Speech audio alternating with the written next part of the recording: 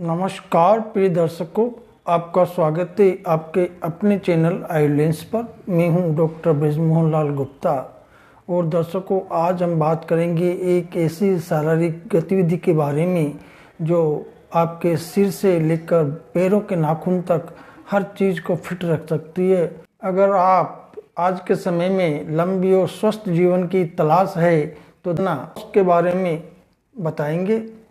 Brisk walk का हिंदी में अर्थ, इसका मतलब है तेज गति से बिना रुके सक्रिय रूप से पैदल चलना, जो स्वास्थ्य के लिए लाभदायक होता है। दर्शकों, हम सभी जानते हैं कि व्यायाम और शारीरिक सक्रियता हमारे स्वास्थ्य के लिए आवश्यक है, लेकिन क्या आपको पता है कि सिर्फ 10 मिनट टहलने से आपकी उम्र 7% तक बढ़ सकती है। दर्शकों, तेज चाल में चलना भी एक व्यायाम का एक प्रकार है। दर्शकों, आयुर्वेद में व्यायाम की परिभाषा इस प्रकार से दी गई है: शरीर चेष्टा या चेष्टा स्त्रिया अर्था बलवर्धनी देहे व्यायाम संगता क्या मात्रा ताम समाचरित।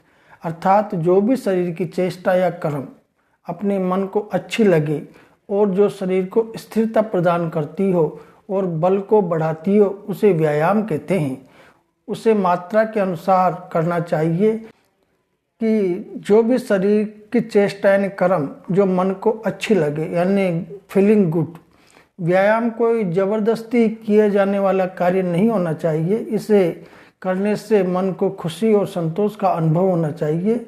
जब हम कोई शारीरिक गतिविधि करते हैं और उससे हमें अच्छा महसूस होता है तो वे व्यायाम कहलाती है। दर्शकों, जो शरीर को स्थिरता प्रदान करती हो, यानी जो एंटी एजिंग हो, सही व्यायाम शरीर को स्थिरता यानी बैलेंस और लचीलापन यानी फ्लेक्सिबिलिटी प्रदान करता है। नियमित व्यायाम करने से शरीर की कार्य क्षमता बढ़ती है और बढ़ती उम्र के प्रभाव यानी एजिंग धीमे हो जाते हैं। इससे कोशिकाओं का पुनर्निर्माण तेजी से होता है, जिससे झुर्रियाँ, कमजोरी और उम्र से जुड़ी अन्य समस्याएं कम होती है। दर्शकों, व्यायाम बल को बढ़ाती है। ये इसका प्रमुख लाभ है कि ये शरीर की ताकत और सहन शक्ति को बढ़ाती है।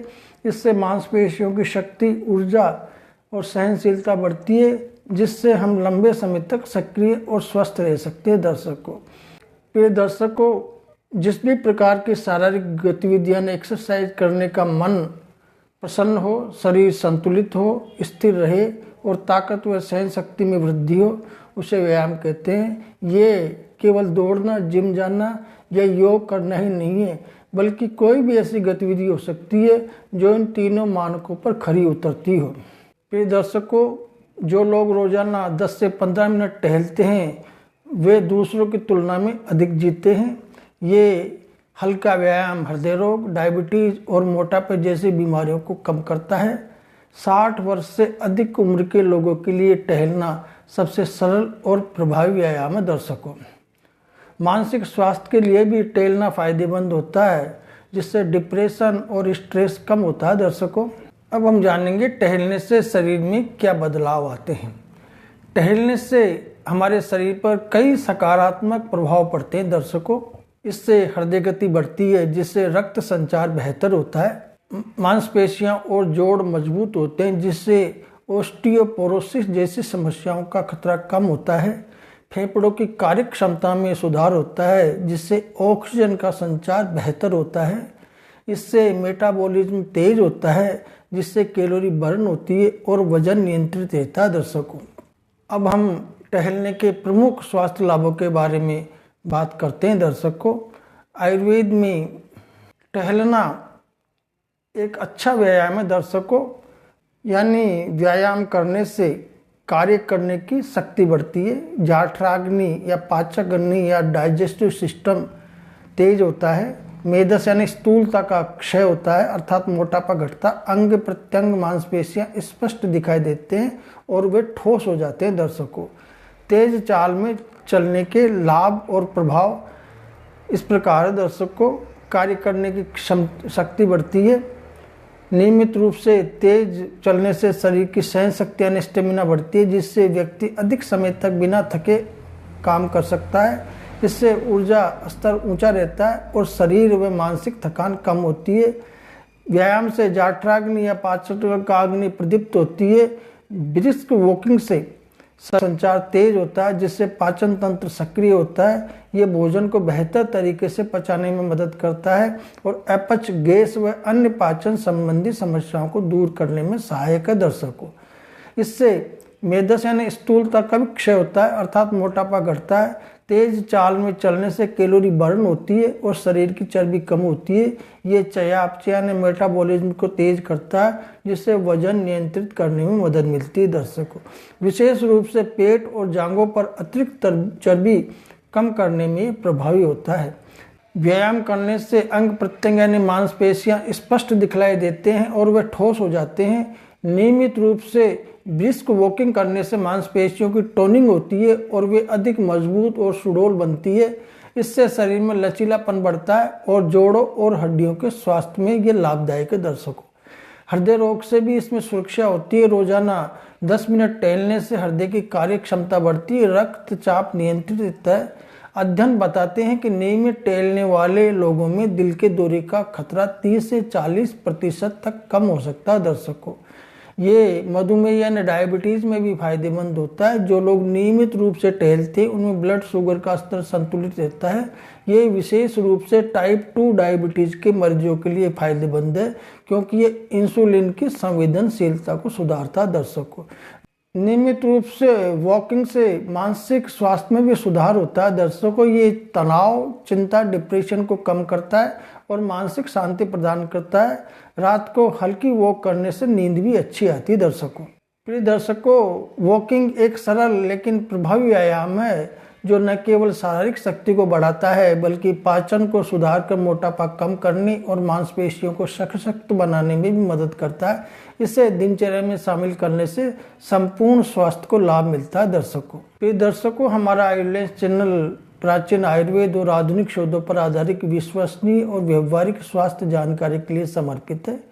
आपका स्वास्थ्य आपकी शक्ति है दर्शकों। अगर आपने अभी तक चैनल को सब्सक्राइब नहीं किया है तो अभी कर लें, ताकि जरूरी स्वास्थ्य जानकारी आपको समय पर मिलती रहे। हम जानेंगे दर्शकों कि वॉकिंग को दिनचर्या में कैसे शामिल करें। व्यस्त जीवन शैली में टहलने का समय कैसे निकालें। इसके लिए दर्शकों सुबह जल्दी उठें और 10-15 मिनट वॉक करें। ऑफिस या घर में लिफ्ट के बजाय सीढ़ियों का इस्तेमाल करें। खाने के बाद 5 से 10 मिनट धीरे धीरे वॉक करें। फ़ोन पर बात करते समय बैठने के बजाय टहलते रहें। अब हम जानेंगे वॉकिंग को अधिक प्रभावी बनाने के तरीके। इसके लिए दर्शकों सही जूते पहने ताकि पैर को पूरा सपोर्ट मिले। स्मार्ट वॉच या फिटनेस ट्रैकर से अपनी प्रगति ट्रैक करें। तेज चलने की आदत डालें ताकि अधिक कैलोरी बर्न हो। बदलते हुए मार्ग पर चलें ताकि आप बोरियत महसूस न करें। अब हम जानेंगे दर्शकों के सवाल। कुछ लोग ये भी जानना चाहते हैं दर्शकों कि रोज़ कितनी देर वॉक करनी चाहिए। तो प्रिय दर्शकों, इसके लिए आयुर्वेद में लिखा है कि अर्थात बलवान तथा स्निग्ध घी, तेल आदि से बने हुए तथा बादाम, काजू आदि पदार्थों को खाने वाले मनुष्य शीतकाल यानी हेमंत और शिशिर ऋतु में और बसंत ऋतु में आदि शक्ति बल व्यायाम करें और अन्य ऋतुओं में और भी कम व्यायाम करें। अब हम अर्ध शक्ति के बारे में जानते हैं दर्शकों कि जब व्यायाम करते करते हृदय स्थान में स्थित वायु मुख की ओर आने लगे, अर्थात व्यायाम करने वाला व्यक्ति हाँफता हुआ मुख से सांस लेने लगे, तो ये बलार्ध यानी अर्ध शक्ति का लक्षण है। इस स्थिति में सोच लेना चाहिए कि आधा बल समाप्त हो गया है, इसलिए व्यायाम को बंद कर देना चाहिए। और भी इसमें लक्षण होते हैं, आँखों में, माथे पर, नासिका के ऊपर, हाथ पैरों तथा सभी संधियों में पसीना आने लगे, मुख सूखने लगे, तब समझना चाहिए कि आदि शक्ति समाप्त हो चुकी है। उस समय व्यायाम करना छोड़ दें। स्वयं बैठकर अपने शरीर के अवयवों को मसलें। सर्दी के दिनों में अर्ध शक्ति पर्यंत व्यायाम करने की शास्त्र की आज्ञा है। आचार्य सुश्रुत का कथन है कि मर्दन यानी मसलना, ये क्रिया भी व्यायाम का भी एक अंग है। ये मर्दन कर्म भी ऐसा न हो जो शरीर को कष्टकारक हो। अतएव महर्षि वाग्भट ने एक विशेषण अनसुखम दिया है, अर्थात जो सुख के अनुकूल हो। वॉकिंग के बाद शरीर की मालिश का महत्व अब हम विस्तृत रूप से समझेंगे। दर्शकों, वॉकिंग करने के बाद पूरे शरीर की उचित मालिश मर्दन करने से मांसपेशियों को आराम मिलता है, रक्त संचार सुचारू होता है और थकान भी जल्दी दूर होती है। इसके लिए उन्होंने आयुर्वेद में निर्देश दिया है कि अनुलोम मर्दन, यानी अनुलोम मर्दन का अर्थ होता है शरीर की मालिश प्राकृतिक दिशा में करना, अर्थात रक्त संचार की दिशा में हृदय की ओर। इसमें अंगों पर हल्का दबाव डालते हुए हाथों की मदद से ऊपर की ओर मालिश की जाती है। यह मालिश मांसपेशियों को शक्ति प्रदान करती है और शरीर में जमे हुए विषैले तत्वों या टॉक्सिन्स को बाहर निकालने में सहायक होती है। सुखद मर्दन कर्म, व्यायाम के बाद की जाने वाली मालिश कोमल, सुखद और आरामदायक होनी चाहिए। ये थकान कम करती है, नसों को शांत करती है और मांसपेशियों के दर्द और खिंचाव को दूर करती है। हल्के मालिश तंत्रिका तंत्र या नर्वस सिस्टम को भी संतुलित करती है। दर्शक को ये मालिश चारों ओर से करना चाहिए। शरीर की मालिश केवल एक दिशा से नहीं बल्कि सभी दिशाओं से होनी चाहिए। इससे मांसपेशियों और त्वचा पर समान प्रभाव पड़ता है और संपूर्ण शरीर को इसका लाभ मिलता है। विशेष रूप से पैर, जांघें, हाथ, पीठ और गर्दन की अच्छी तरह से मालिश करनी चाहिए ताकि रक्त संचार सुचारू हो और थकान दूर हो सके। दर्शकों, इसको ऐसे भी समझ सकते हैं कि सभी अंगों को मसलना चाहिए। यदि संपूर्ण शरीर की मालिश एक साथ संभव न हो तो प्रत्येक अंग को क्रम से मसलना चाहिए। पहले पैरों से शुरुआत करके घुटने, जांघें, पेट, पीठ, छाती, हाथ, कंधे, गर्दन तक धीरे धीरे मर्दन करना चाहिए। इससे शरीर को संपूर्ण रूप से आराम मिलता है और व्यायाम का पूरा लाभ प्राप्त होता है। दर्शक को इसका कुल मिलाकर निष्कर्ष ये है कि दर्शकों की वॉकिंग के बाद अनुलोम और सुखद मर्दन करने से शरीर की थकान दूर होती है, रक्त संचार बेहतर होता है, मांसपेशियों को मजबूती मिलती है और मानसिक शांति का अनुभव होता है। इसे व्यायाम के बाद आवश्यक प्रक्रिया मानकर दिनचर्या में शामिल करना चाहिए। अब हम जानेंगे अधिक व्यायाम का निषेध। प्रिय दर्शकों, आयुर्वेद में अधिक व्यायाम के लिए मना किया गया है और कहा गया व्यायाम, जागरण, मार्ग गमन, मैथुन, हंसना, बोलना यानी जोर जोर से चिल्लाना तथा साहसिक कार्यों का अधिक सेवन करने से शक्ति युक्त मनुष्य का भी उस प्रकार विनाश हो जाता है जैसे सिंह अपने द्वारा मारे हुए हाथी को खींचकर ले जाने का दुस्साहस करता है तो वह स्वयं मर जाता है।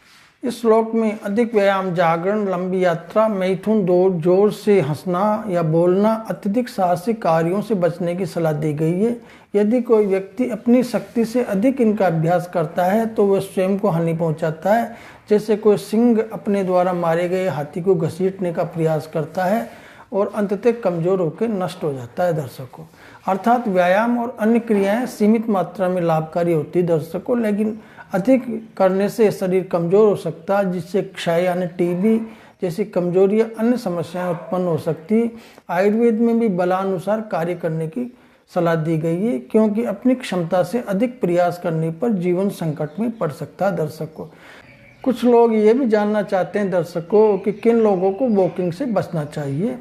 तो इसका जवाब ये है दर्शकों कि वॉक ज़्यादातर लोगों के लिए फ़ायदेमंद होती है, हालांकि कुछ खास कंडीशन में इससे बचना चाहिए, डॉक्टर से कंसल्ट करना चाहिए। इन सभी लोगों को डॉक्टर की सलाह के बाद ही वॉकिंग करनी चाहिए।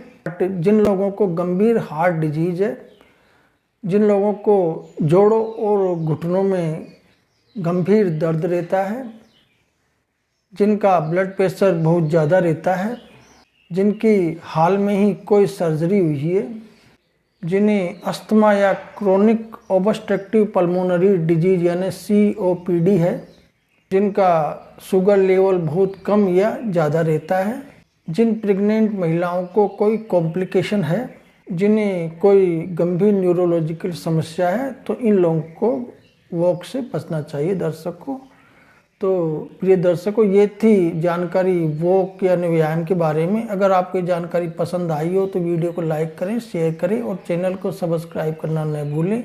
आप अपने आप को फिट रखने के लिए कौन सा व्यायाम करते हैं कमेंट्स में बताएं। आपके कोई सवाल हो तो कमेंट्स में पूछें, मैं आपका हर सवाल का जवाब दूंगा। धन्यवाद, मिलते हैं अगले वीडियो में एक नई उपयोगी जानकारी के साथ।